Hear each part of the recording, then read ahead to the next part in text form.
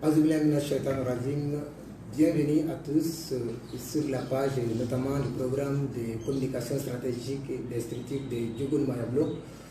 Bienvenue à vous également. Et ici, nous avons une équipe qui est en place pour vous informer, constituée de Fousseni Mariko, de Awa, Souk et Oumar Ndiaye, et ensuite Ibrahim Mariko. Moi, je me nomme Oumar Koïta. Aujourd'hui, nous sommes avec le professeur Abdoulaye Niang, le directeur exécutif du Centre sénégalais d'études stratégiques sur le co-entrepreneuriat. Avec lui, nous allons parler de la transition au Mali. Bonjour. Bonjour. Une fois de plus, bienvenue à vous. Alors, professeur, durant la semaine, vous avez été beaucoup sollicité par les médias au Mali. Et vous avez parlé de la transition. Il y a des points où les auditeurs, sinon les internautes, nous ont souligné avec vous. On va éclaircir, sinon élucider. C'est parti aujourd'hui. Bienvenue. Une fois de plus, on va parler de la transition. Alors, selon vous, qu'est-ce qu'une transition en tant qu'économiste? Bon, je vous remercie d'équipe et soyez persévérants et restons dans la droiture, dans la mutualisation de connaissances que nous provoquons avec le reste du monde, à travers Facebook et à travers WhatsApp et d'autres médias qui ne sont pas sur notre programme de communication stratégique, qui reste constant. Et je vous remercie parce que vous êtes la future génération qui est réunie ici avec votre père à son présent. Les bonds de le soutien. Et les deux autres structures aussi sont dirigées par des vieilles personnes ou des personnes âgées. Il y a le réseau de coalition d'action citoyenne pour la défense du droit. Nous avons mis ça sous les deux jours, la catégorie contre les salariés. Et Darulia qui est malade, nous prions pour qu'il retrouve la santé rapidement pour être à mes côtés et glorieux d'être à ma gauche. Il y a le docteur Dabakouloni qui anime le secrétariat du réseau africain de coordination nationale des veilles statistiques citoyennes. Et la notion de coordination nationale des veilles statistiques citoyennes se met en place graduellement. Vous avez aujourd'hui des gens qui prennent position au niveau du Sénégal, au niveau de la Guinée, au niveau de la Côte d'Ivoire, au niveau du Congo, au niveau du Bénin, au niveau mondial, pour veiller à ce que le système de bonne gouvernance soit respecté en Afrique. Donc, quand on a lancé l'idée de la transition de l'Afrique, de l'ère méditerranéenne de la démocratie à l'Afrique, l'ère méditerranéenne de la démocratie, l'Afrique est représentée par l'infographie des deux Afriques. Une Afrique qui est visible ici, très brillante, en matière de production de l'or, de l'uranium, du diamant, du pétrole et autres. Toutes les ressources qui sont maintenant en rareté d'existence dans les nations de l'Union européenne qui ont appliqué sur nous le principe d'acquisition du titre de propriété des terres des païens et des infidèles qui se trouvaient en Afrique. Donc, il y a eu la loi fondamentale de chrétienté qui a permis aux armées des nations européennes de se mobiliser pour venir se battre contre nos dirigeants à l'époque des royaumes des empires. Et ils ont gagné cette bataille. Nous sommes aujourd'hui, nous les petits-enfants, nous sommes dans la continuation de la guerre économique mondiale, dans le retour à la bataille de l'origine des propriétés des terres.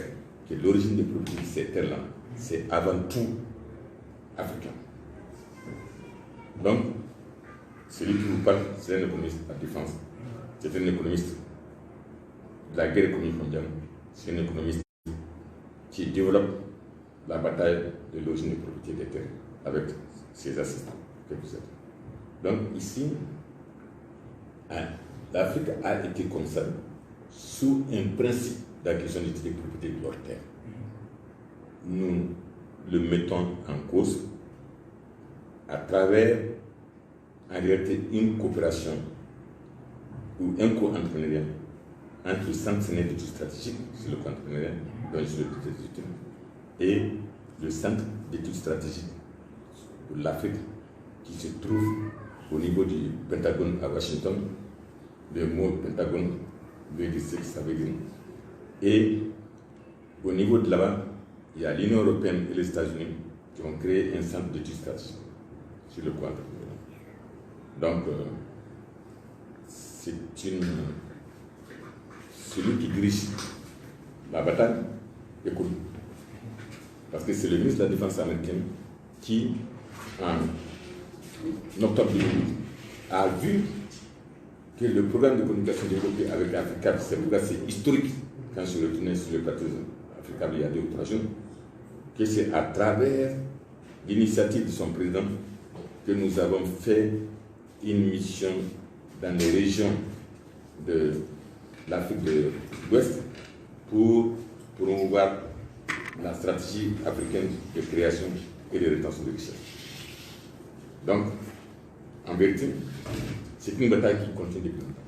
Il faut connaître son origine pour pouvoir rentrer et jouer sa part, parce que le droit, le devoir de tout citoyen, c'est la défense de la nation. Et qu'en période de crise comme ça, il faut qu'il y ait un économiste qui explique la cause profonde de la crise et qui explique les relations sous-jacentes. Donc, la cause profonde de la crise, c'est une relation entre les sociétés multinationales à emprise et les sociétés secrètes à ordre qui font qu'il y a la production de l'or. Et que nous, on se trouve sur la carte du monde de l'indice du développement humain au niveau de la dernière place. 134. Donc, ce que je veux vous dire par là, la vallée des 2 Afriques, nous avons étudié la cause profonde, nous avons étudié les relations sous-jacentes et cela a été accepté au second atelier de lutte d'extrême violence dans le salle de 13, dans 60 participants, mais aussi africains, toutes ces régions-là, mais aussi de l'Union européenne et des États-Unis et des Nations Unies et toutes les organisations qui étaient invitées à cette réunion le 8 mai 2013 à Dakar. Donc, il est très important qu'on chasse là où on est aujourd'hui. Et le Mali, avec les chiffres de 2014, pourquoi on laisse 2014, l'indice de développement humain? Parce qu'il y a l'indice de développement humain de 2019, de 2020, qui est déjà sorti. 2014, c'est là où le monde s'est rendu compte qu'après la crise financière de 2010, qu'il faut aller à une notion de croissance économique inclusive. Inclusive, sera sortir de l'Afrique au bas du tableau de l'indice de développement humain pour aller vers sa place. Après, il y a les banquiers qui sont réunis à Londres. Ils sont réunis en conférence qu'on appelle la conférence de l'initiative du capitalisme inclusif. C'est-à-dire qu'il ne faut pas qu'on dise parce que nous avons les ressources naturelles, mais nous n'avons pas d'argent. C'est ce que les sociétés multinationales nous ont toujours dit. Nous n'avons pas d'argent pour pouvoir financer le capital d'une branche des sociétés multinationales. Donc, ils se sont rendus compte que le capitalisme doit être inclusif. Donc, il faut un système financier mondial nouveau qui permet de financer le développement de la capacité de production d'une nouvelle forme de société multinationale que nous avons créée. Parce qu'avant tout, j'ai passé 5 ans à enseigner les principes et les relations économiques fondamentales. Et dans ça, on a développé le modèle de globalisation. Donc, dans le modèle de globalisation, qui a la contribution économique des Nations Unies pour l'Afrique, eh bien, est fondé sur l'initiative du capitalisme inclusif et la croissance inclusive. Ce qui rend pratiquement caduque le travail de la Banque mondiale, le FMI, l'OMC et les organisations des Nations Unies, les ONG et les PTF. Quand ils ont décidé de provoquer une session spécialement sur ça, les Américains savaient là où ils vont être demain. Donc, depuis 2013, et on a déclaré en ce moment que le président ne peut pas être élu sans qu'il y ait une transition de l'ère méditerranéenne de la démocratie qui est caractérisée par la vallée des Afriques pour aller dans le cercle de globalisation de corps entrepreneurial, pour s'asseoir sur des tabourets à 3 places et à 3 pieds. Le modèle de tabouret doit être à 3 places et à 3 pieds. Donc, pour avoir un système de meilleure gouvernance, il faut que le pied 1 ici, il faut le pied 3 qui est sur un principe de leadership inclusif. Donc, le président seul ne peut pas s'asseoir le tableau. Et on a dit à Ibeka, prépare dans la constitution de l'État président du Mali la possibilité d'avoir le leadership social au siège, dans le siège central du tableau. Et que les politiques, le leadership politique doit être à gauche du leadership social. Et que le leadership économique doit être là. Donc il ne faut plus un président qui se verrait élu au suffrage universel direct pour être avec tous les types de leadership. Donc il est comme la loi 0405 permet de réquisitionner pour arriver à ça.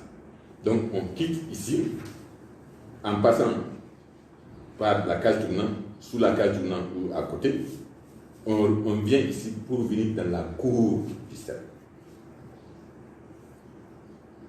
Et pour être sur le siège, il faut passer sous le tournant. Alors, qui doit s'asseoir ici? C'est le leadership social, le leadership économique et le leadership politique. Donc pas militaire. Non, c'est pas leur rôle. Les militaires, s'ils veulent savoir qu'est-ce qu'ils ont dans ça, parce que c'est une question de revaloriser leur rémunération, comment ça va être fait, ils vont être en charge du leadership inclusif et partagé de la planification de défense stratégique de la nation qui est annuelle. Donc, cela se fait du 1er juillet, par exemple, maintenant, 2020, au 30 juin 2021. Là, les colonels seront dans les départements ministériels pour la préparation du plan et à parité, un colonel et un secrétaire général. C'est ça leur place. Dans le gouvernement, c'est là c'est pour leur place. Leur place n'est pas pour être le président. Maintenant, dans la transition, ils peuvent être le président, ils doivent être le président de la transition. Et de préférence, un colonel qui va être le président de la transition. Alors, professeur, on va essayer de s'appuyer sur ce point. Vous avez fait savoir que les militaires ne peuvent pas s'asseoir ici. Est-ce que c'est pour cela que vous avez toujours soutenu la thèse de 6 mois pour une transition? Oui, parce que c'est 6 mois pour marcher de la vallée des 2 Afriques pour arriver ici. Ça prend pas 3 ans pour marcher là-bas. Le temps le plus court possible. Pour justement faire quoi? Mais pour préparer le terrain pour un système de meilleure gouvernance. Tout le monde parle de meilleure gouvernance. Donc juste préparer pour quelque chose. Oui. C'est-à-dire qu'on prend la moitié du plan de défense stratégique de la nation du 1er juillet 2020 au 30 juin 2021 pour consacrer à un programme d'urgence économique. Et on veut que ça soit un colonel qui dit ça. On veut qu'un général soit à la tête du ministère d'État chargé de la défense militaires et les affaires étrangères. Et un premier ministre civil. Un ministre d'État chargé de la défense civile et économique civile. Un ministre d'État chargé de la défense économique et stratégique civile. Ok? Donc, il ne s'agit pas de parler dans le vide. Il s'agit de parler avec la science. Là où on a écrit des livres, eh bien, pour l'annoncer, on n'a pas de problème pour l'annoncer. Parce que tu as consacré des milliers d'heures pour écrire le livre. C'est un livre qui est en préparation depuis 2008. Il y a eu le livre blanc qui est sorti en 2015. Donc, il faut qu'on soit très clair qu'ils ont affaire à leur professeur, qui a été recruté sur le plan international pour les enseigner, les colonels et les généraux, pour les préparer à jouer leur rôle dans la planification des défenses stratégiques des nations. On les a testés en 2014, l'année de référence pour montrer que nous sommes au bas de l'indice de développement humain. On a vu que ces colonels qui sont dans les ministères ne savaient même pas leur fonction. Vous croyez qu'on ne peut pas les tenir comptables de la situation du système de médio-gouvernance? La loi IBK leur permettait de jouer en parité entre le secrétaire général d'un ministère et le haut fonctionnaire de la défense pour préparer le plan de défense stratégique de la nation. Et cela n'a pas été fait. Donc, ils sont aussi comptables du système de médio-gouvernance que Ibrahim Boubacar Keïta. Il faut que ça soit très clair. C'est-à-dire l'ancienne génération. L'ermite de la démocratie. Le MC et eux, ils sont aussi comptables du système de médio-gouvernance que leur patron Ibrahim Boubacar Keïta les a recrutés pendant les 7 ans passés. Alors, mesdames et messieurs, je vous rappelle que vous pouvez réagir en envoyant vos SMS sur notre page afin que le professeur puisse répondre à vos questions. Une fois de plus, on va continuer avec le débat. Professeur, est-ce qu'il y a-t-il une différence entre la transition économique et la transition politique? Bon, la transition dont on parle, c'est un système qui contient la transition politique. Ça contient la transition économique. La transition politique, il n'y aura plus un président supernaturel qui s'assoit seul sur le tabouret du pouvoir. S'il fait ça, 2 pieds du tabouret seront cassés. S'il y a une seule personne qui prend la place de 3 personnes, comme la politique le veut maintenant, donc il faut aller de cette transition, d'une transition politique qui ne permet pas à un politique de prendre la place du leadership social et du leadership économique. Que le leadership politique n'est même pas au centre du tableau. Alors justement, on va essayer d'élucider ces 3 leaderships. Leadership politique, religieux et économique. Non, leadership politique, économique. Et religieux. Non, social. Social, oui. Social n'est pas religieux. Okay. Nous étions, avant que la religion chrétienne vienne, avant que la religion musulmane vienne, il faut le savoir. Nous étions, avant l'arrivée de ces courants, de ces tendances religieuses, qui nous ont créé beaucoup de problèmes. Vous prenez la tendance catholique, c'est elle qui nous a appliqué le principe d'acquisition des titres de propriété des païens et des infidèles. Donc, on refuse complètement leur prééminence sur le leadership social qui est basé sur les valeurs du gouvernement de Gambie, qui est fondé sur le respect de la société de Boukanfo. C'est pareil pour les religieux musulmans. Les religieux n'ont qu'à se mettre dans la sentinelle et de nous laisser tranquilles, nous les citoyens, pour faire notre travail. Il ne peut pas être le combat pour les citoyens. Les citoyens avaient un passé avant l'arrivée de ces courants religieux. Il faut dire la vérité. Ils sont responsables de notre mort économique. ce sont eux aussi, les religieux musulmans, le Qatar, l'Arabie Saoudite, qui sont des références, qui sont en train de financer la lutte d'extrême violence,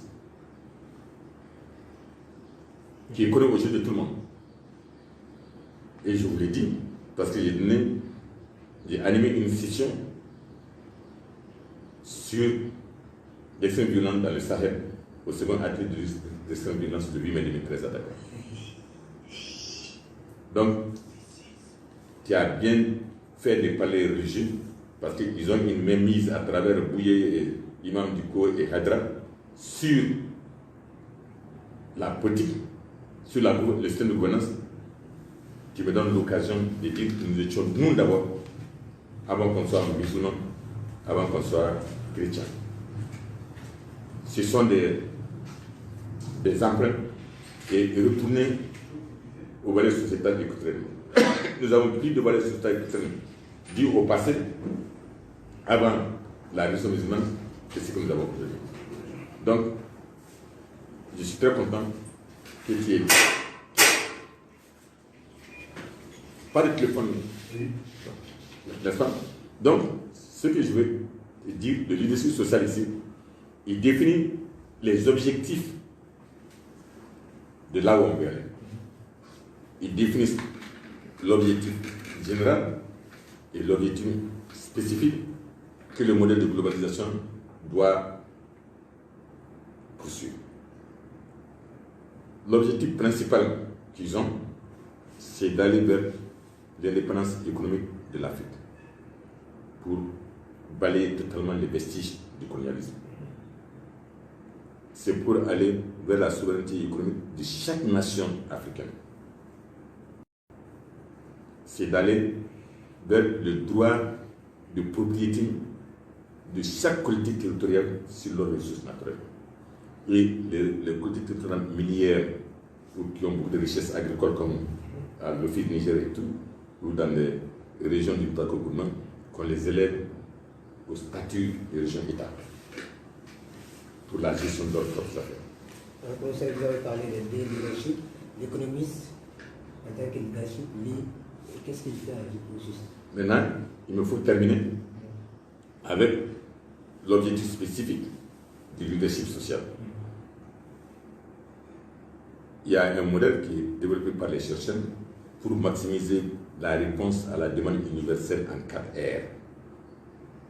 La dignité retrouvée, la grandeur de la société résolue, la croissance économique est relancée pour sortir de la vallée des deux Afriques, n'est-ce pas? Pour sortir de la vallée des deux Afriques, où l'Afrique qui a des richesses va être au même niveau que l'Afrique à développement humain.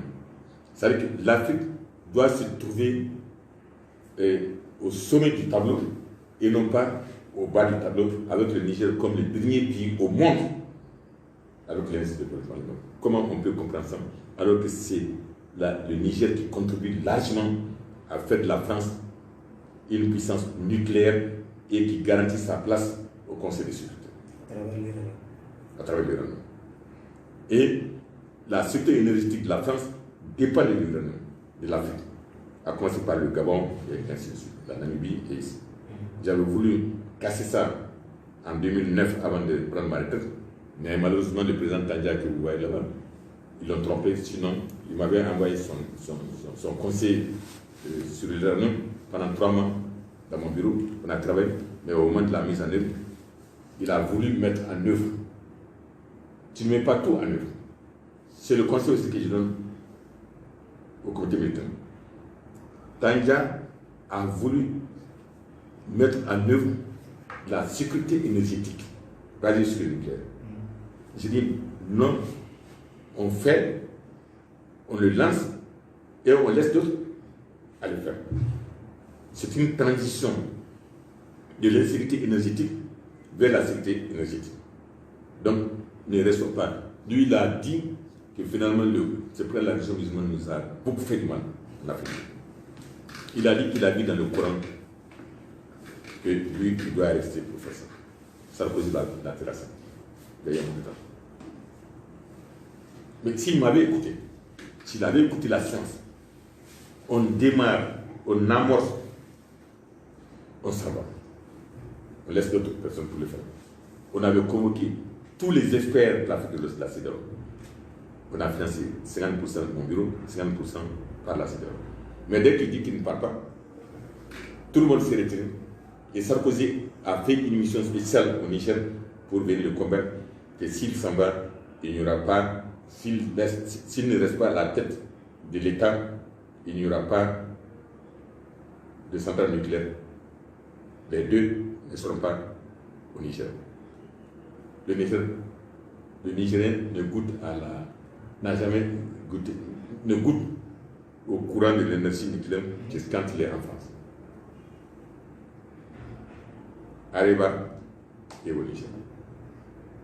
Et aussi longtemps que nous ne prenons pas notre souveraineté économique, il y aura toujours des guerres. Il y aura toujours des batailles de l'autre niveau.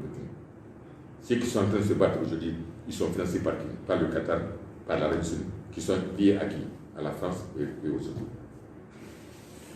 C'est un économiste qui est spécialisé en guerre mondiale des ressources naturelles qui nous parle.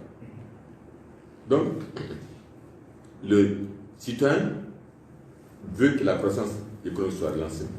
Mais si c'est relancé, il faut que sa rémunération soit révalorisée. Si quelqu'un qui a 500 000 francs aujourd'hui de salaire ou de pension comme moi, il vient connaître 3 ou 4 millions à travers la politique de revalorisation de notre rémunération. Parce que c'est ce dont on a besoin, c'est ce dont on a droit. Et c'est ce qui va nous permettre de vivre comme il faut et de ne pas être des voleurs. Ne pas utiliser notre tête pour les vols, mais plutôt utiliser notre tête pour une capacité de réflexion stratégique qui nous fait avancer, qui ne nous met jamais à l'écran. Donc, c'est celui-là qui est assis. Et il dit, donc, c'est le leadership social qui est assis. Et ils sont pressés de prendre leur place. Si les militaires qui ne peuvent pas venir dans le cercle pour occuper les tabourets veulent nous maintenir sur la route de la vallée à ici, mais on ne sera pas d'accord. S'ils veulent une transition de 3 ans pour marcher de la vallée au niveau du cercle, mais on ne sera pas d'accord. Et à la fin de 3 ans, ils n'ont pas le droit de s'asseoir sur le tabouret. Le tabouret là, ça a une signification africaine. Donc, il ne faut pas qu'ils se leurrent. Il faut marcher vite et bien, avec des objectifs fixés en matière de programme d'urgence économique que nous avons développé, qui va du 1er juillet 2020 au 31 décembre 2020. Ce programme d'urgence économique, il nous amène à la possibilité de permettre à un arrangement stratégique sur les tabourets, donc le leadership social ici, qui prend le programme d'urgence économique comme étant ce qu'il veut avoir. Et le leadership économique maintenant, nettoyé à travers la cage tournante pour sortir tout ce qui était à attitude, à déviation comportementale avérée par rapport à l'activité, et qui sont des pratiques évidentes de fraude et de dissimulation, il faut les mettre de côté. Pas des généraux hommes d'affaires. Pas des généraux où leurs femmes sont des femmes d'affaires. Et qui sont pour la meilleure gouvernance économique et d'entreprise. Et les généraux dans le cercle ici ont une mission spéciale. C'est de promouvoir la création de la co-entreprise militaire des Nations Unies pour l'Afrique, qui va avoir son siège à Thessalonique et des branches à N'Djamena et à Djibouti. Et nous fournissons 40% des ressources militaires, donc la plupart d'entre eux vont être des fonctionnaires internationaux. Dans la nouvelle organisation des Nations Unies et dans la nouvelle Union africaine. Donc, ils ont de larges opportunités d'être à la tête de commission de la co-entreprise militaire des Nations Unies et en même temps que nous, on fournit, l'Afrique fournit 40% de ses ressources humaine en particulier, et bien le reste du monde fournit 100%. Donc, Barkhane, MINUSMA, de toutes les missions de stabilisation dans tous les pays de l'Afrique vont être répartis entre les trois sièges. Donc, le social qui est là a ses fonctions définies. L'économique qui est là va développer la croissance et relancée. Ils vont prendre l'initiative de la croissance économique globale et relancée. Où, désormais, la communauté de localité qui aurait sorti,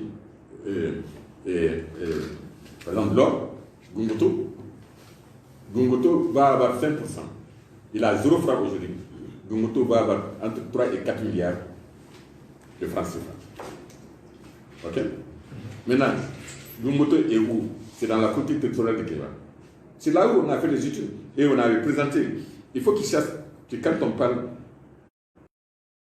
à Blagnac et bien à Kéba, c'est-à-dire que nous avons amené le Premier ministre Diago Sissoko à la Cour suprême, on a porté plainte contre lui, pour nous maintenir dans la vallée. Donc, c'est important. On a amené Boubou Cissé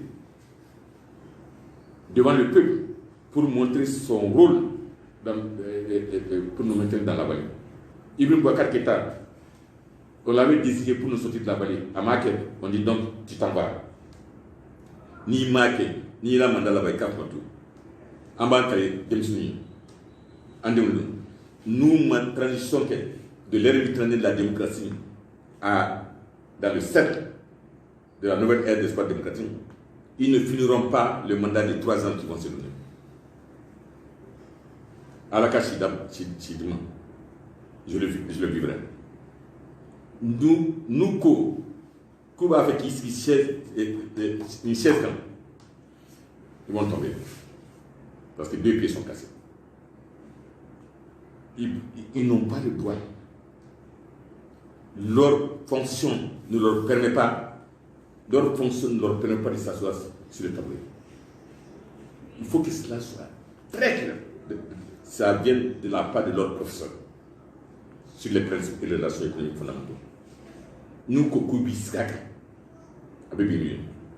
Donc, impérativement 6 mois pour amorcer.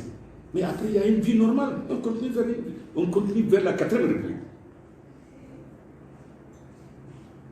Ils ne doivent pas se donner comme mission de faire la constitution révisée. Ce n'est pas leur rôle. C'est dont ils ont obligation devant le peuple malien. Parce que le serment, c'est devant le peuple malien. Et bien, le R4, le réseau de coalition d'action citoyenne pour la défense du droit, leur dit qu'ils ont failli, jusqu'à présent, ils ont failli depuis 1999. Ils ont failli depuis 1999 à remplir leur mission avec les secrétaires généraux des ministères. Ils ont failli à leur mission de préparer le plan de défense stratégique des nations selon la loi 014-051.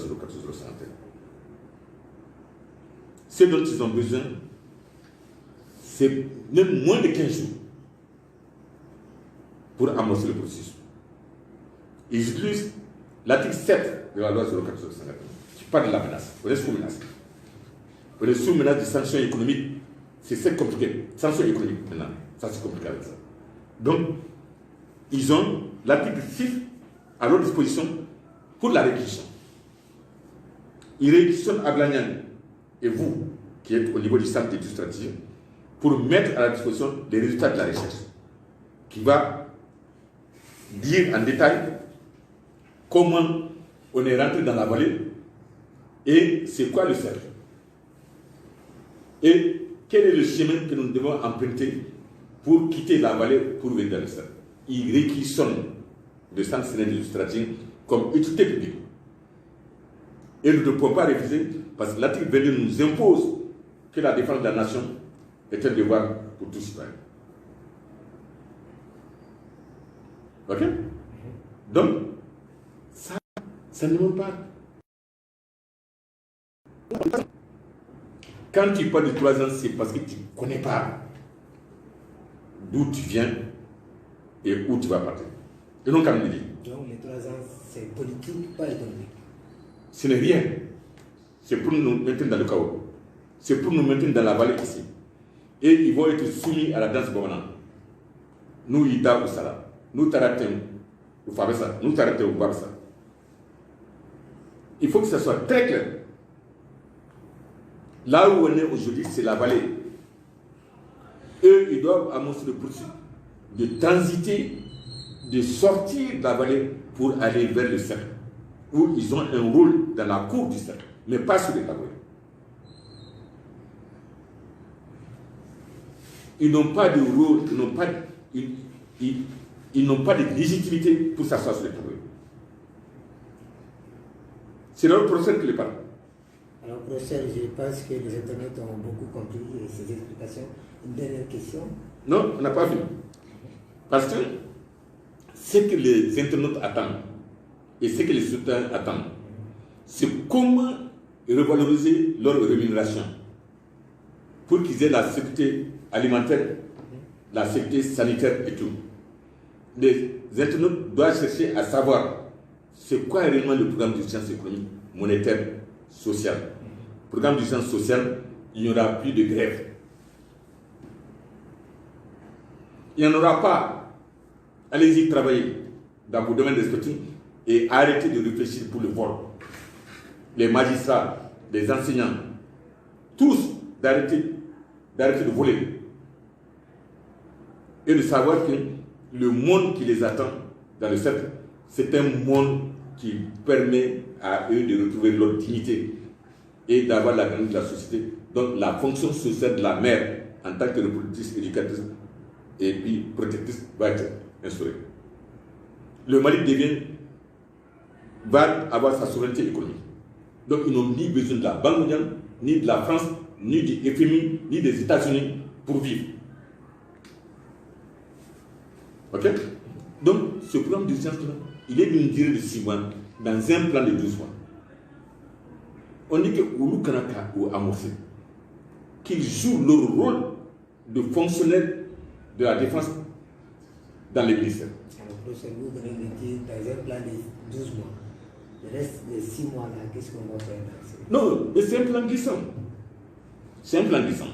On a pris 6 mois pour le programme d'urgence économique. Le premier jour qu'ils vont nous rencontrer, on va les convaincre de prendre une session de 90 minutes de mission de connaissance.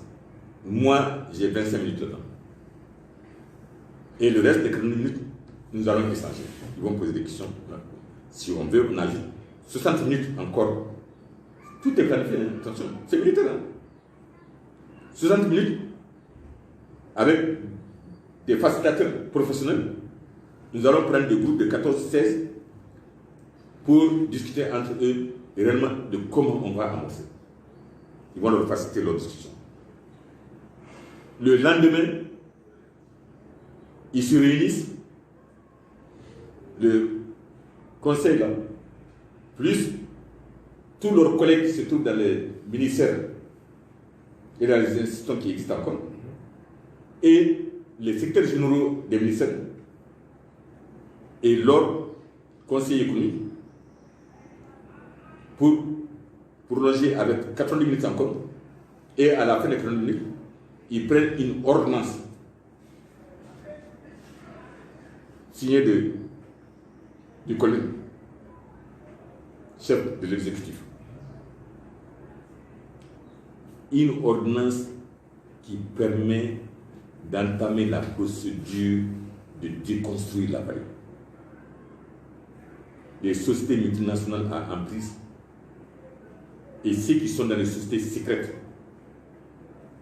Depuis 1992, le président de la transition, le premier ministre de la transition de 1992, ceux qui sont sortis de la transition pour diriger le Mali, premier ministre, président, et ceux qui ont rejoint en 1999 les ministères, les militaires, les collègues qui ont rejoint, ils sont tous responsables de mettre le Mali au fond de la vallée. Il faut annuler leurs traces. C'est pourquoi on parle de transition de l'ère mitterrandienne de la démocratie à la nouvelle ère d'espace démocratique.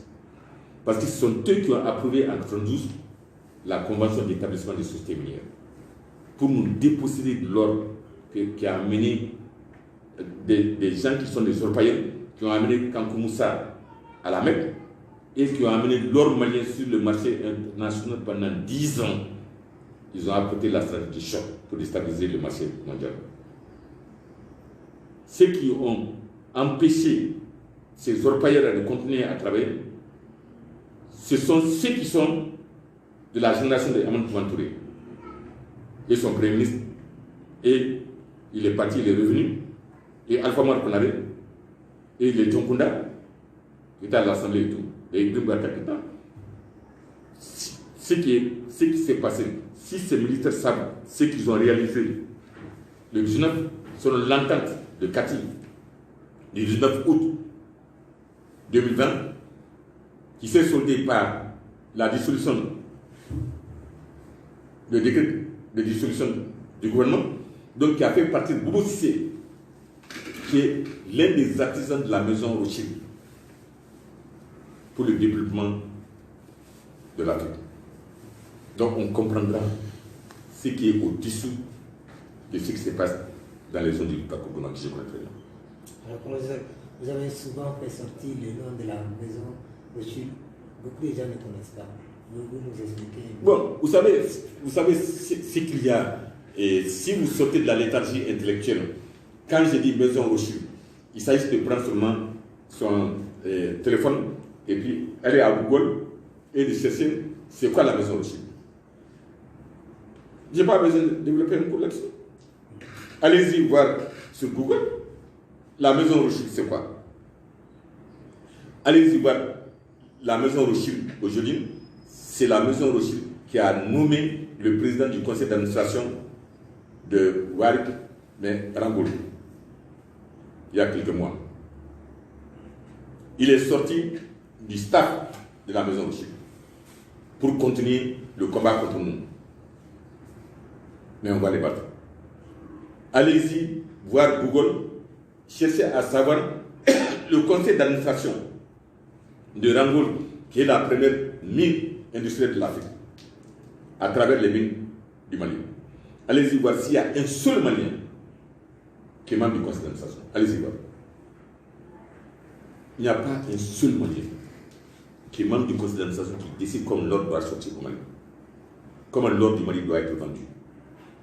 À quelle heure, à quand, et comment répartir ce qui a été comme richesse retenue entre le Mali et des gens à qui appartient la société Rangoul.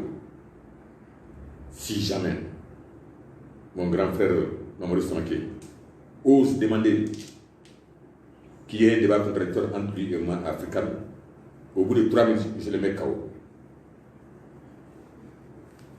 Au bout de 3 minutes.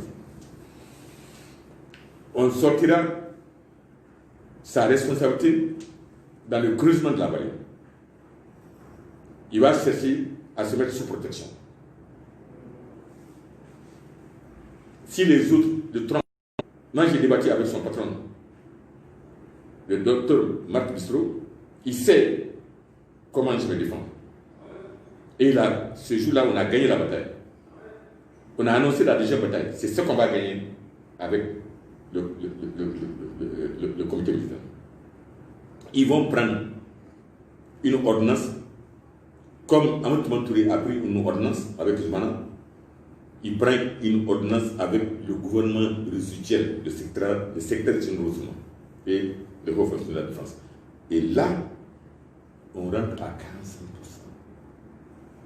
On rentre à un niveau de 45% de notre richesse.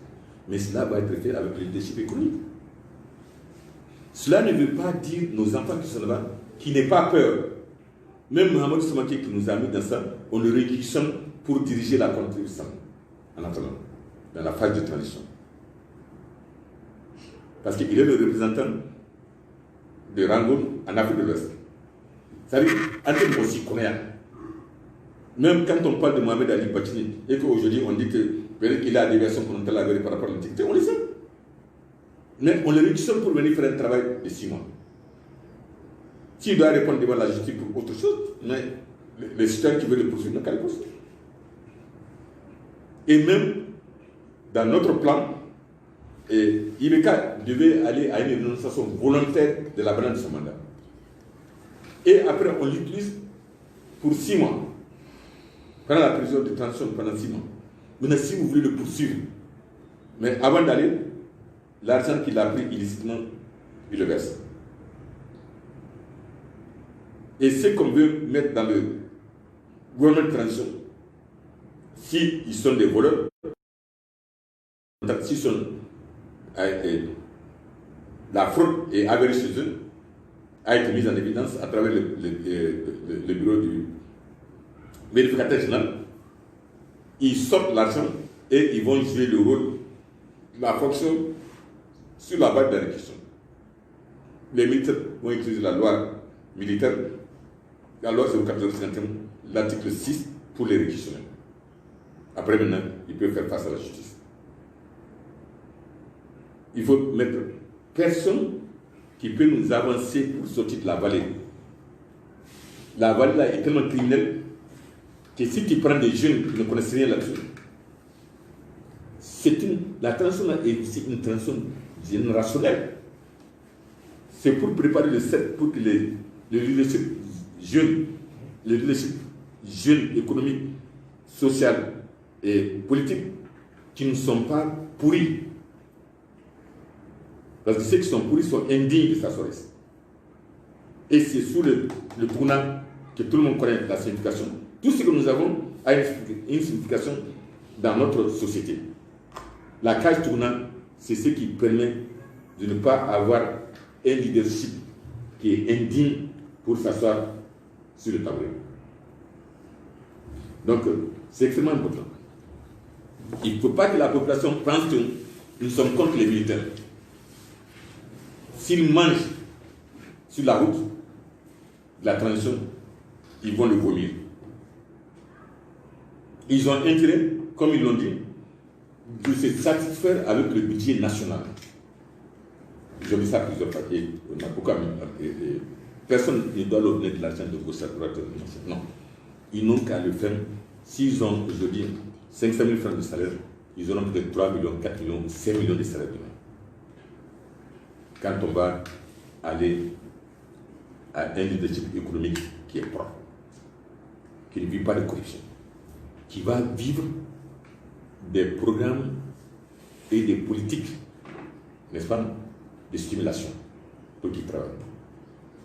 Donc, ce modèle-là, il est bien élaboré. C'est des années et des années de travail. Donc, il ne faut pas que les gens croient, les gens du M5 en particulier, qui sont pour la plupart, la partie politique, ils sont indignes de leur confiance. Ils ne peuvent pas être sur le tabouret. Ils n'ont pas de place là. Aucun, celui qui dit qu'il a de la place là, il n'a qu'à venir. Il n'y a aucun d'entre eux qui a respecté la loi 04051 pour la défense de la nation. Il n'y a aucun qui a préparé, avec le colonel de la défense qu'on lui a donné, il a préparé son plan. Il n'a pas fait. Ils sont indignes de se présenter, comme hier ils l'ont fait, qui sont des partenaires stratégiques. Est-ce qu'ils savent ce que ça veut dire stratégique? Ils ne l'ont pas montré. Et ils n'ont qu'à se taire, ils ont les pantalons trouillés. On va les faire passer sous le tournant. Quiconque qui veut s'asseoir ici est obligé de passer sous le tournant. Et s'ils passent sous le tournant, c'est leur comportement, la déviation comportementale par rapport à l'antiquité qui va les faire échouer. Ce n'est pas autre chose. Vous avez vu maintenant comment ils sont en train de se taper et Baptiste sont en train de se taper dessus. Mais ils sont dans la vallée en train de faire la danse babanane. Nous, Yuda au Salam, nous, Tarate, organisation de Critatidien Boubouchi, nous, Tarafana, organisation de violence Boubouchi. On a fait 3000 copies de ça à Boubouchi. Tous les partis politiques comme ça. Tous les citoyens qui étaient intéressés ont ça. On a fait des débats publics à la maison des aînés ou ailleurs, ou à la maison de la presse. nous tara go lafnon, s'ils tapent livre blanc, ils vont trouver ça en annexe. Ils vont trouver les détails. Ils vont trouver la loi 04-056. Ce qui attend les militaires aujourd'hui en urgence, c'est de déclarer que le programme d'urgence, que le programme de défense stratégique de la nation du 1er juillet 2020 au 30 juin 2021 est activé. Et qu'il est caractérisé par un programme d'urgence économique de 6 mois que nous allons prendre le leadership pour être le président de la République pendant cette période intermédiaire. Là, on va aller les défendre devant les États-Unis. On va défendre la thèse de printemps malien. C'est le M5 qui nous a mis dans les difficultés en parlant de désobéissance civile sans la bonne organisation et méthode. Alors que nous, on a dit printemps malien. Le printemps malien, il est accepté par le Congrès américain. Parce que c'est le Congrès américain qui a financé le truc. Moi, je suis membre du groupe. Il ne peut pas nous tenir parce qu'on va faire appel au Congrès des États-Unis. C'est vous qui avez dit que c'est possible d'interrompre le mandat d'un président élu. C'est les États-Unis qui ont fait ça. C'est sous mon instigation, mais c'est les États-Unis qui ont dit ce qui s'est passé en Tunisie, en Égypte et au Soudan, que c'est légal sur le plan international. C'est légitime sur le plan international. Mais si vous partez, vous suivez des gens qui n'ont aucune notion de la gouvernance régionale et globale, ils vous ont mis en conflit avec la CEDEAO. Ils nous ont mis en conflit avec le reste du monde. Même qu'ils soient vus ensemble n'est pas bon pour eux. C'est pas bon pour eux.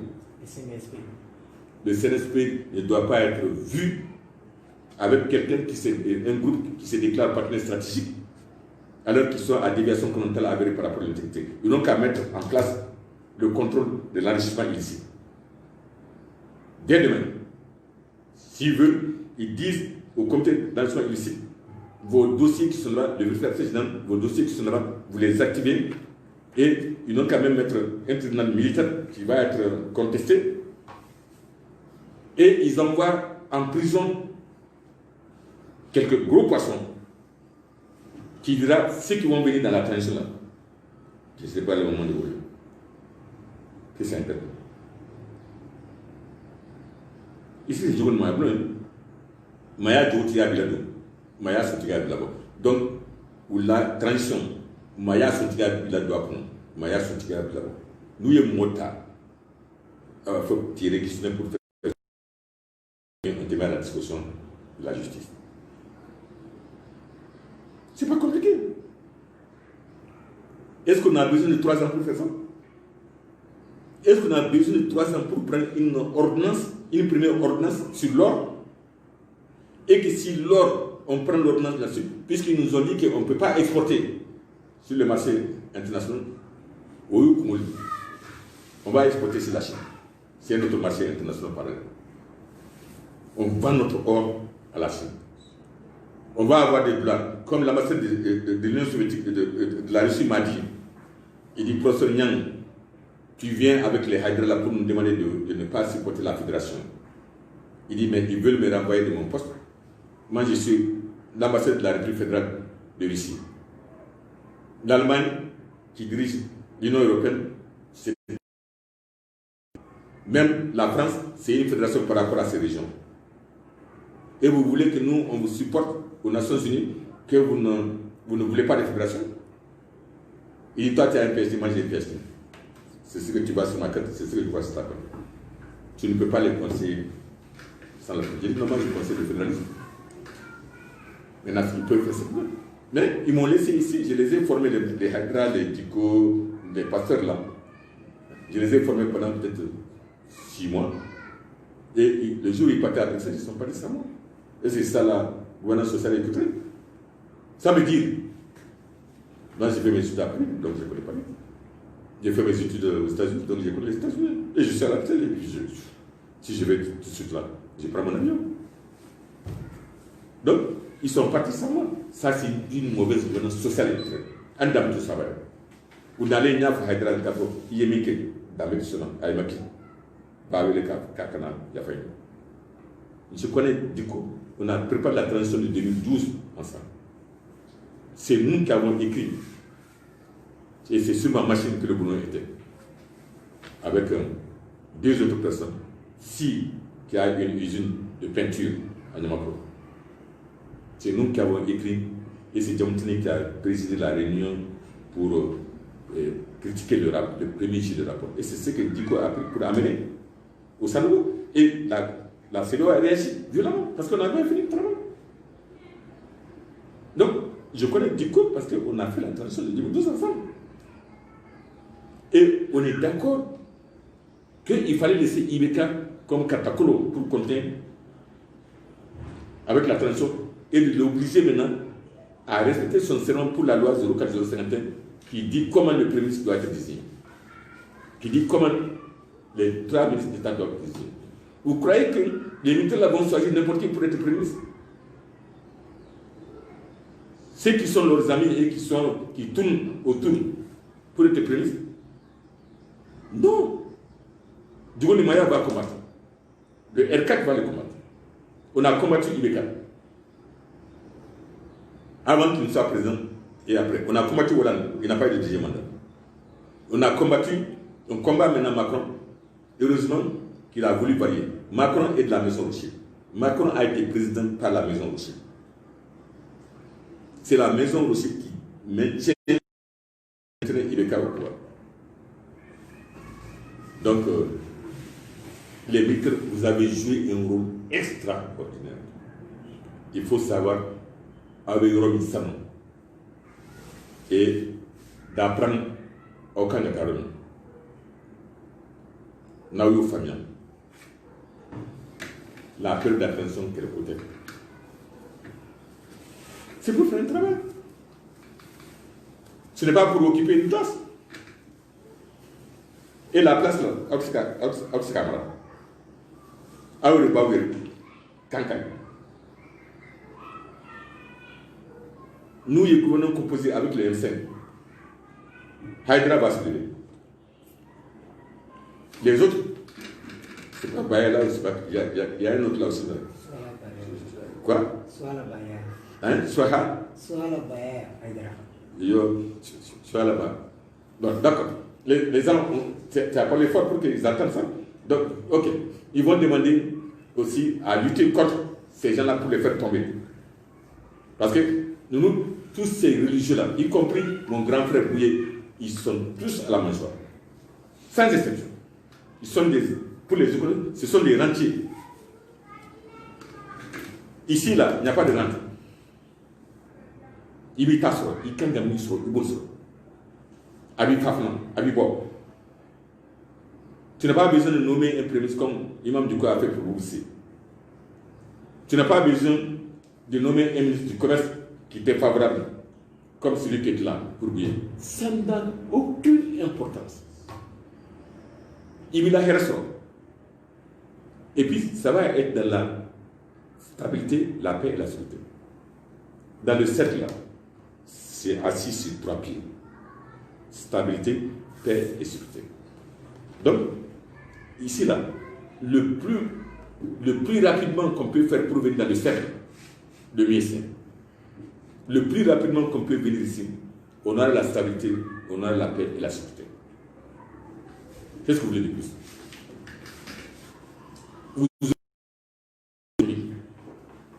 Donc, les totales là, tout ça là, ce serait géré suivant des règles de rétention de richesse.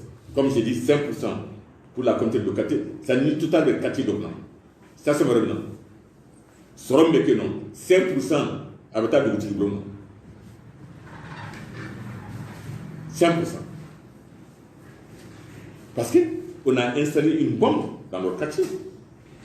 À tout moment, il peut y avoir un risque de menace d'attaque. Nos cas, où la quartier Bébé, où la Sauvé, on les a préparés pour que quand ils ont 5%, même la manière de construire leur maison, ils vont le faire pour que ni choc manake akanake koloye. Donc sous Tchotcho, on va faire ça. J'ai dit il y a un village de 200 personnes, ils vont avoir 3 à 4 milliards par an. Mais ils vont reprendre leur habitat, n'est-ce pas, selon un modèle qu'on a défini. Et là, on va prévoir de climatiser dans les toiles des chefs de village. Aujourd'hui, ils n'ont pas d'eau.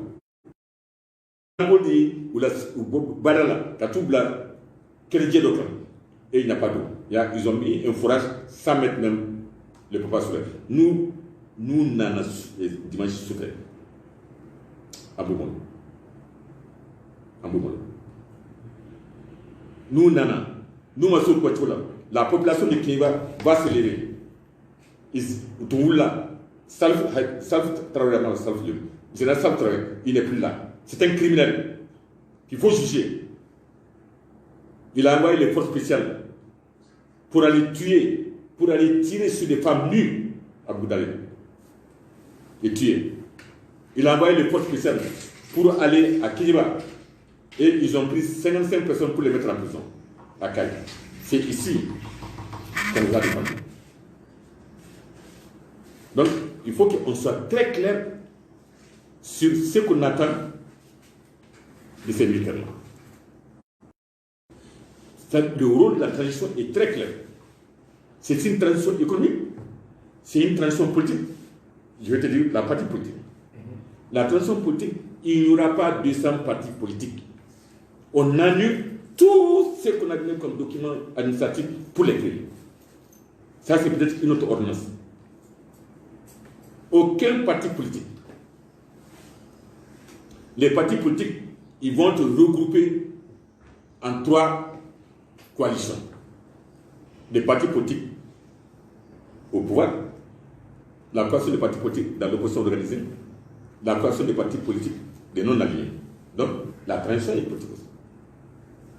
Parce que ce sont ce leadership politique qui va déterminer les programmes et les politiques de stimulation du leadership économique pour répondre à la demande du leadership social. Donc, oui, et c'est même une transition militaire. C'est une transition de la défense militaire. Ça devient maintenant un système de défense stratégique de la nation. La défense civile et stratégique de la nation, la défense économique et stratégique de la nation, et la défense militaire et stratégique de la nation.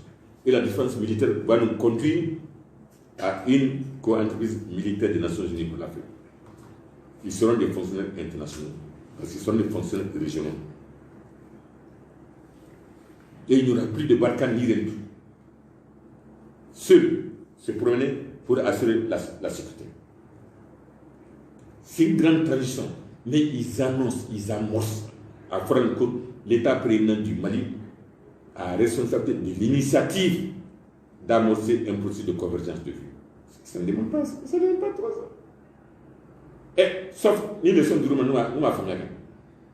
Mais on m'a donné, c'est mon devoir, c'est ma profession de donner des leçons sur les principes de la sécurité. Mais je vais leur donner une première session de 90 minutes sur les principes et les relations économiques qui leur permet de prendre l'ordonnance sur l'or.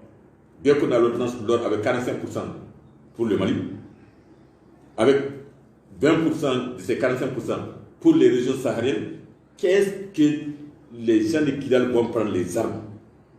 Ils vont regretter ce qu'ils ont fait en 2014. C'est moi qui ai évalué auprès du président mauritanien, invité spécial, pour aller évaluer la présence du président de l'Union africaine à Kidal en 2014. Moi, je sais dans quelles conditions Ibrahim Boubacar Keïta a été mis à genoux pour prier le président mauritanien de nous sortir de Kidal. Je sais. Ceux qui racontent des histoires par rapport à l'accord et tout, l'accord nous permet d'avoir la souveraineté économique. Nous allons avoir 60 ans bientôt. Le 60e anniversaire, si ces jeunes militaires-là disent que dans leur discours, le processus d'amorcer la souveraineté économique du Mali est à l'eau. Voilà par exemple la coopérative SAMU que nous avons créée. Voilà la coopérative agriculture familiale africaine que nous avons créée et qui permet de contrecarrer l'extrême violence dans la zone du Tako-Gourma ou dans l'axe de Djoura. Et on va empêcher l'extrême violence de progresser dans le sud. Et on va empêcher la bataille de logique de propriété des terres qui va faire couler, qui va faire éclater, qui va faire briser tous ces grands bâtiments qui se trouvent à la CI. La guerre va être commencée à 15 km de Bamako, dans la zone de Bamako. On est en train de travailler très dur pour que ces gens-là qui sont à Bamako en train de s'installer, qu'ils ne soient pas victimes de la bataille de loger les propriétés des terres. Que la France a planté. La France a planté 2 zones de guerre pour le Mali. C'est les zones de l'organisation commune des régions sahéliennes, modifiée, qui était de 57, qui a été modifiée en 59. Et le 17 juillet 1959, ils ont planté la bombe qui va détruire Bamako. À Bamako, selon la révision du 17 juillet 1959. Numéro 30. Quel est le numéro encore? Oui, la révision du 17 juillet 1959, c'est 30-28, non? C'est 30-28. Et en cas de Aba damna remna ni auto donc Aba fikata remna dans 3 ans Aba qu'on a fait. Agno fo dans 2 heures de conversation avec Shogel nga ayna ka fa donc ni Aubora dans la phase de révolte, de rébellion, Absikadoum, phase suivante, non, ma changer. Non, marqué. Vous allez voir, la paix va vous trouver. Maintenant, on a sorti illégal. Qui ils ont dit à vous qui doit être le président? Nous, on dit qui doit être le président, c'est un colonel. Qui ils ont dit va être le premier ministre? Nous, on connaît le premier ministre. Les 3 ministres, le gouvernement fédéral, qui doit être dedans, on le sait. On a défini qui doit être le président des 25 régions États de fédéralisme. Mais on sait où est-ce qu'on a parlé. Parce que c'est notre fonction d'anticiper sur la crise. La crise est supposée toujours par les chercheurs. Quand la crise devient réelle, les résultats de recherche qu'ils ont, tout ce que je vous dis là, vous croyez qu'on a fait ça hier nuit? On a mis 10 ans au moins pour faire ça. On s'est présenté devant des centaines de hauts fonctionnaires civils et militaires de toute l'Afrique pour présenter la thèse. Donc, ce que je peux te dire, ils n'ont pas de place ici.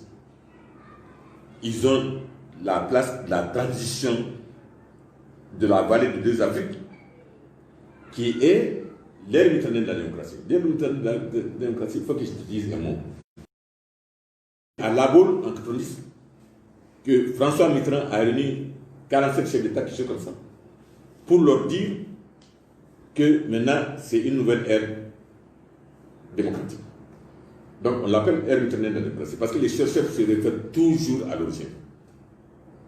Ce n'est pas moi qui crée l'ère éternelle de la démocratie, je l'ai formulé comme ça, pour la modernisation.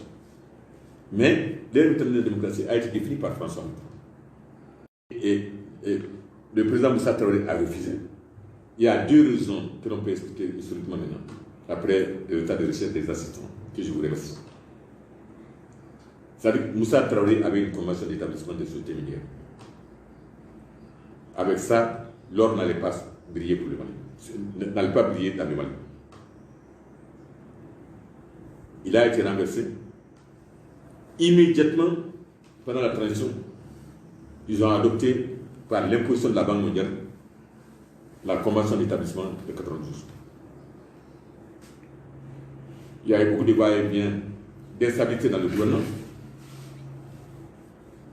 parce qu'il n'y avait pas eu un premier ministre qui pouvait traduire la convention d'établissement des sociétés multinationales, minières en particulier. C'est le 4 août 1999, quand IBK est venu, qu'il a compris qu'il fallait donner un permis d'exploitation à Mouloula, selon l'article 20 de la Constitution qui exproprie ses parents de leur droit de jouissance sur les terres agricoles et minières. Donc il s'est mis dans l'optique de la loi fondamentale de chrétienté, au principe d'acquisition du titre de propriété des terres et des païens. Si vous dites que ils sont musulmans où? Pas par leur faire. Parce que c'est lui qui a permis au principe d'acquisition du titre de propriété des terres des païens et des infidèles par les chrétiens, et avec la couverture de la loi fondamentale de chrétienté. Il ne faut pas qu'on nous trompe sur les choses. Donc, lui, il a ouvert, c'est parti de Mouloula, et ça a été Kenyeba et tout. Et ça dure là. Le Mali est devenu 3 producteurs d'or. Si les militaires prennent l'ordonnance demain, le Mali devient le premier producteur d'or en Afrique. Et la quantité ça nous va être installée à Loulou, qui est la meilleure mine en Afrique. Donc, il faut qu'on soit très clair dans ce qu'on veut pour la transition. Quiconque qui parle de transition de 3 ans doit présenter un programme bien précis de ce qui va être fait.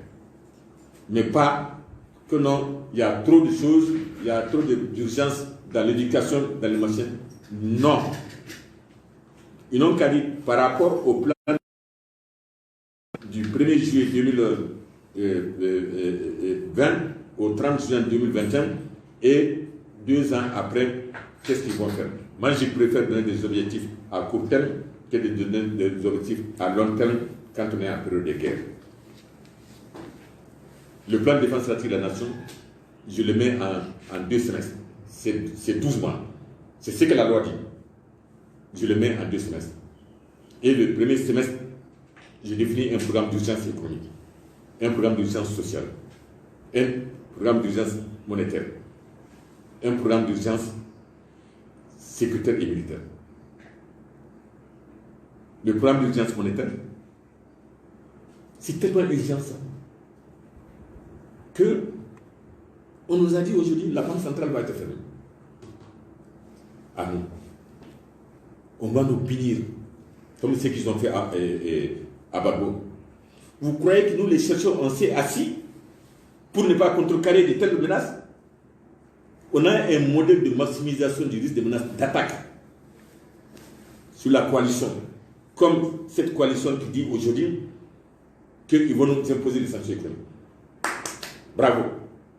Pour un économiste de la défense, il n'y a rien de meilleur que de me donner une occasion de mener la bataille ou la guerre économique. Les militaires viennent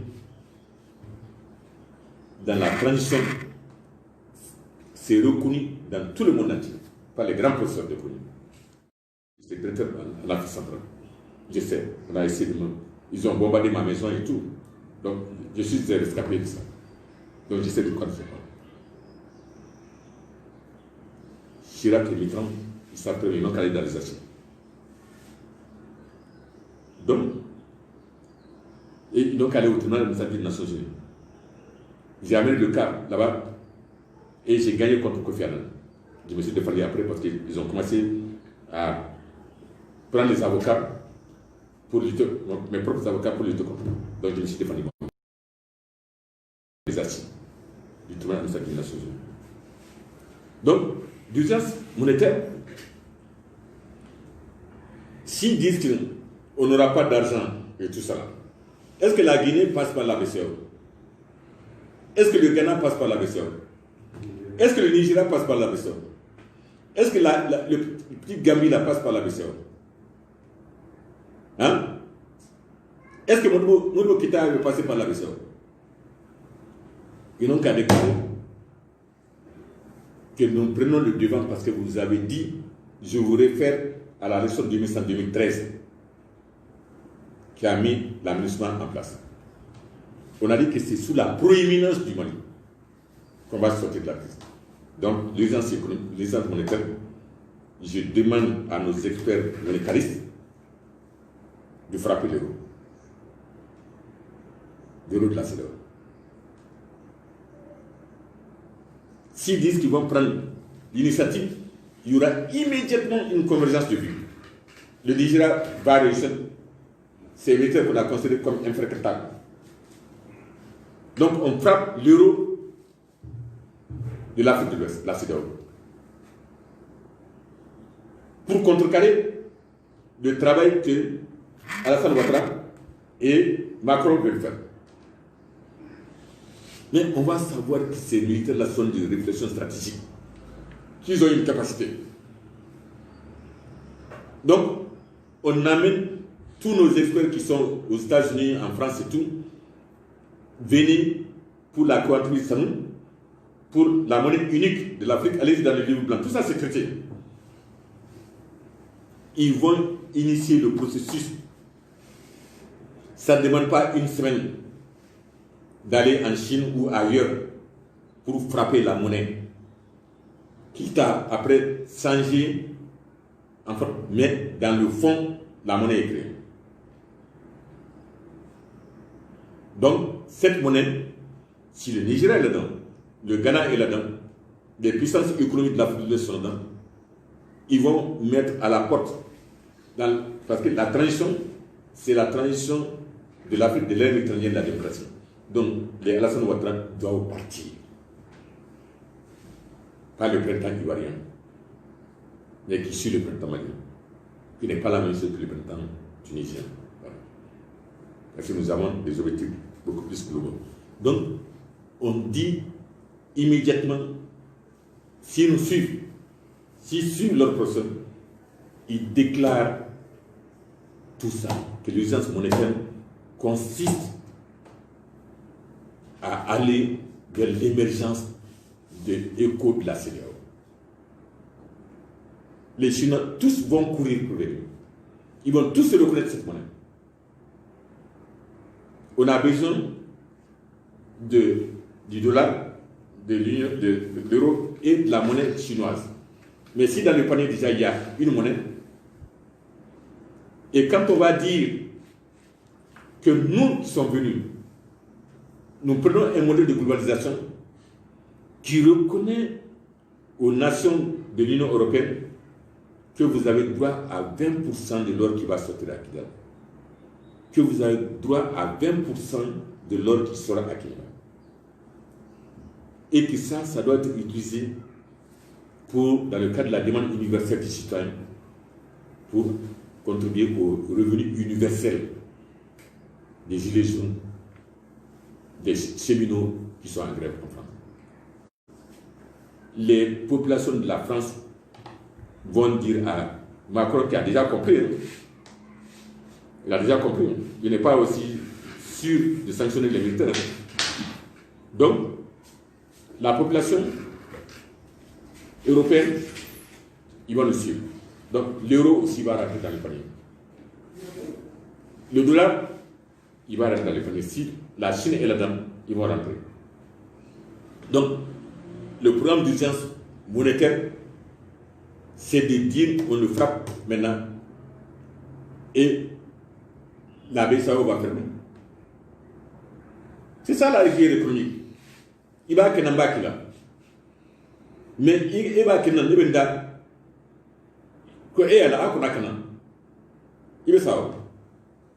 si les militaires ils font des erreurs de déclaration, quand ils disent ce qui nous fait peur, c'est la sanction économique qui va frapper les pays. Mais la population est frappée depuis 1960, depuis que le Mali est né, on est frappé. Mais la bonne preuve que tu produises 5 kg d'or, on dit qu'il y a 20 kg. Or, tu ne contrôles ni la production, et tes productions, il y en a. C'est ce que le ministre Aboubacar Traoré a dit en public, transmis sur Damé, qu'à l'être la ministre des Mines à Mayana, à la ministre des Finances à Mayana, à l'état de ministre Beno, avec ça là, tu prends 100% du contrôle de l'or en Afrique. Les raffineries, on ne sait même pas où sont dans les raffineries.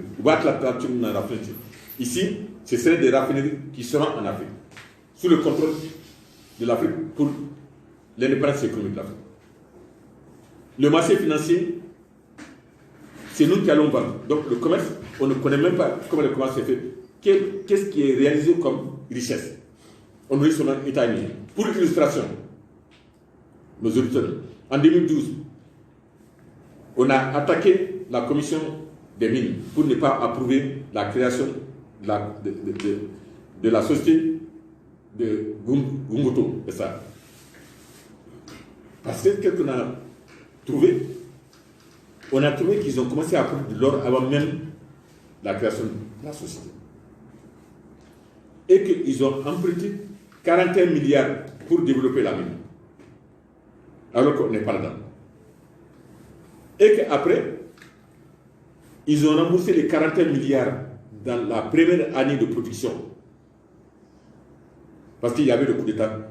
Ils ont demandé, les financiers ont dit, c'est eux qui sont dans les finances là. Vous l'avez dit dans la France. Vous l'avez dit dans le là.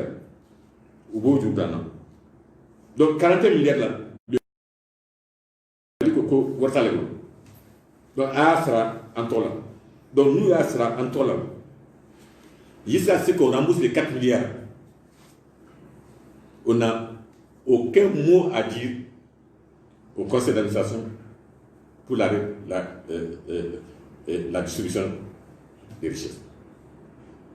Donc, comme on était sous menace sociale qui pouvait les attaquer, parce qu'on peut se révolter, ils ont décidé de prendre 32 milliards 500 millions de la richesse qui a été créée à partir de Gungoto pour distribuer aux actionnaires, qui sont l'État et ces gens-là, qui n'ont ni père ni mère connus.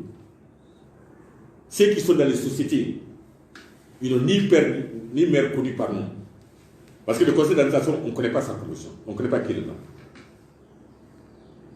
Il faut aller à Google, et grâce aux Américains qui contrôlent tout dans le monde, pour savoir qui le conseil d'administration, c'est ça. Allez-y à Google et vous tapez Paris, conseil d'administration. Vous ne verrez aucun moyen dedans. Les assistants, il faut les sortir pour balancer sur les réseaux. Ils ont donné 6 milliards 500 millions sur les 32 milliards 500. Et ils ont gagné 26 milliards. Gungoto a été remboursé à 100% la première année. Et ça va pour l'or pendant plus de 10 ans, sinon 15 ans. Parce qu'après l'or de surface qui est à 4 grammes par tonne, ils vont descendre. Moi, je suis descendu à 200 mètres. Ils étaient déjà à 200 mètres de profondeur. Ils vont l'exploiter sur 10 ans, 15 ans. Toujours. Et ils ont 80%, nous on a 20%. Mais 80% de quoi? On ne sait pas. Aucun ministre des Finances qui envoie pourtant des douaniers pour aller contrôler l'embarquement de l'or. Mais, vous m'excusez, ils les entretiennent dans les chambres que je connais pour leur donner à manger et à boire, et ils amènent des Sénégalaises pour venir s'amuser. Et au moment d'embarquer l'or, ils viennent ici le rapport qu'ils ont vu. Ils n'ont rien vu. Tous ces gens-là sont des criminels économiques. Mais il faut que le Mali change. Donc c'est une transition sociale aussi. C'est une transition sociale. Parce qu'on va dans un système de gouvernance où on a besoin d'une meilleure gouvernance sociale et culturelle. Et ce n'est pas les religieux qui sont les garants de ça. Ni catholiques, ni musulmans. Nous sommes retournés au dozo, aux valeurs sociétales qui ont créé les villages, avant qu'on ait des chrétiens et des musulmans. Donc c'est important. Il ne faut pas être esclave de Imam Diko ou de Boué ou de Haïdra pour désigner des ministres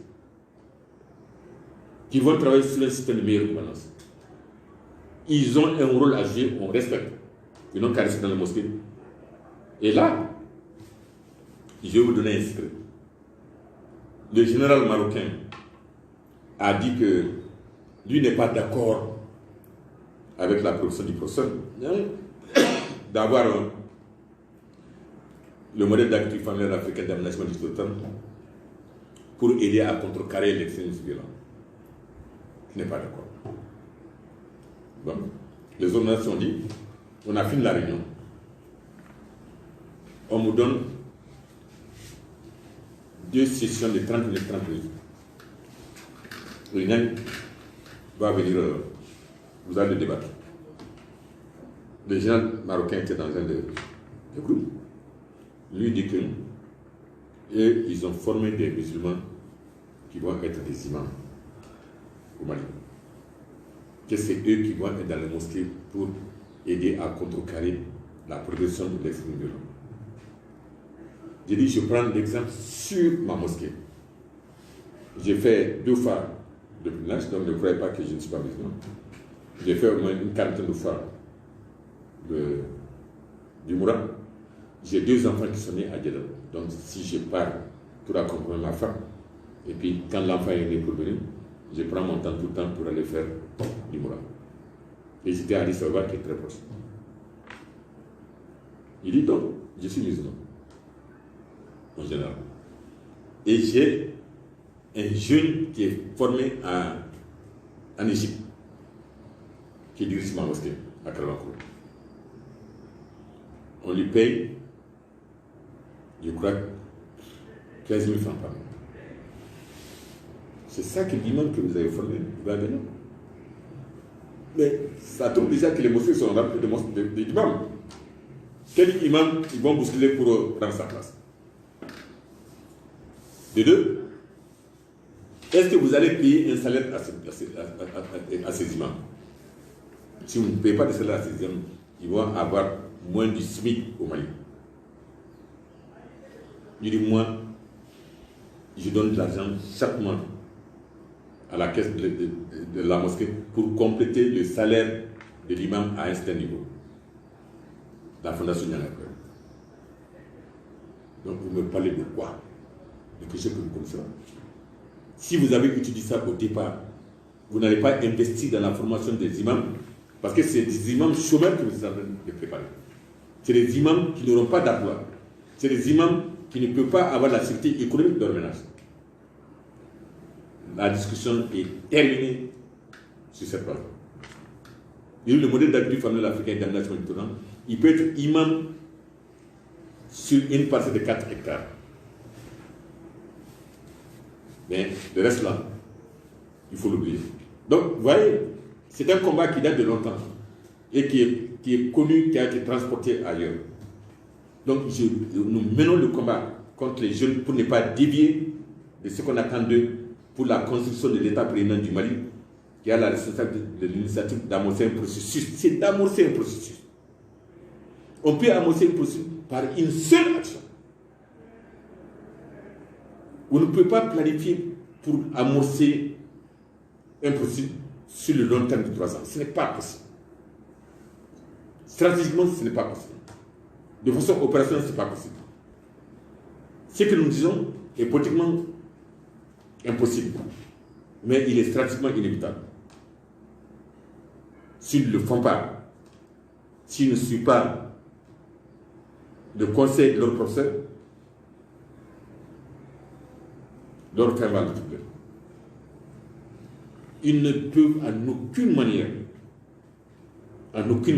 atteindre le cercle de globalisation suivant le modèle de tabouret à 3 pieds, si c'est pour aller s'asseoir là-dessus.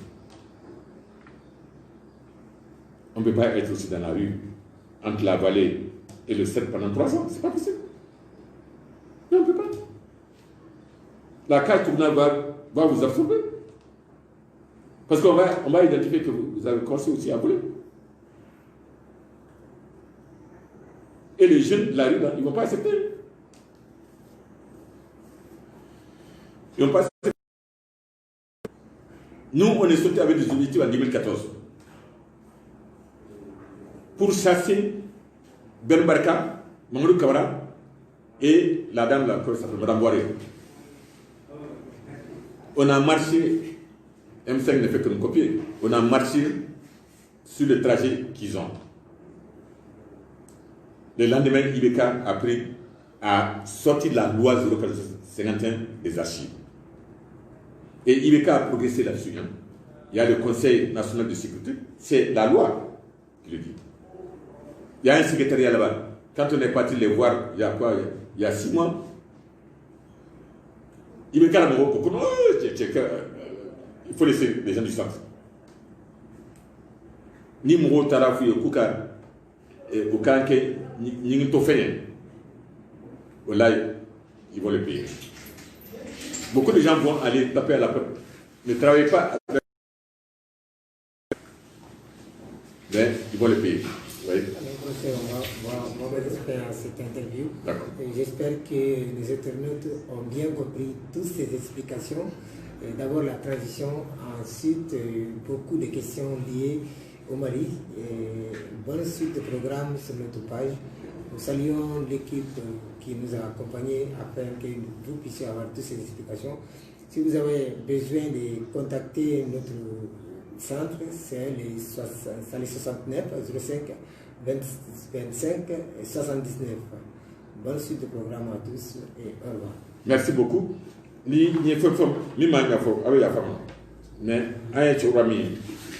on est plus proche de la mort. Et on va venir Mali en meilleur état que ce que nous-mêmes on a hérité.